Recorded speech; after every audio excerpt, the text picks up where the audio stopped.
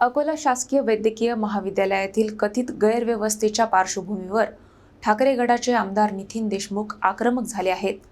रुग्णाला पाठीवर घेऊन फिरणाऱ्या महिलेच्या घटनेनंतर त्यांनी थेट रुग्णालयात धडक देत प्रशासनाला जाब विचारला आहे. अकोल्यातील शासकीय वैद्यकीय महाविद्यालय आणि सर्वोपचार रुग्णालयातील सुविधांअभावी एका महिलेने आपल्या ब्रेन स्ट्रोकग्रस्त पतीला पाठीवर घेऊन उपचारासाठी फिरावे लागल्याची घटना समोर आल्यानंतर राजकीय वातावरण तापले आहे.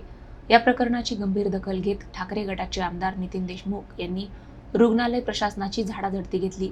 सोमवारी दुपारी आमदार नितीन देशमुख यांनी जिल्हा प्रमुख गोपाल दातकर, मुकेश मुरुमकार आणि शिवसैनिकांसह रुग्णालयात भेट देत अधिष्ठाता डॉक्टर संजय सोनुने यांची भेट घेतली.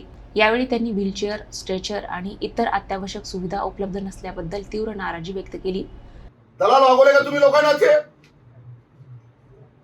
तुम्ही तुम्ही प्रश्नाचं उत्तर द्यायला पाहिजे, तुम्ही नियोजन करायला पाहिजे. असे दलाल ठेवले काय लोक?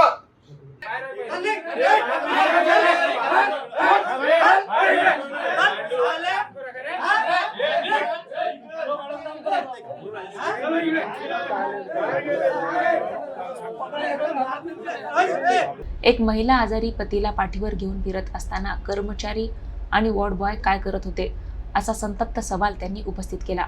तसेच पुढील 3 ते 4 दिवसात आवश्यक सुविधा उपलब्ध कराव्यात, अन्यथा तीव्र आंदोलन छेडण्यात येईल असा इशाराही त्यांनी प्रशासनाला दिला आहे.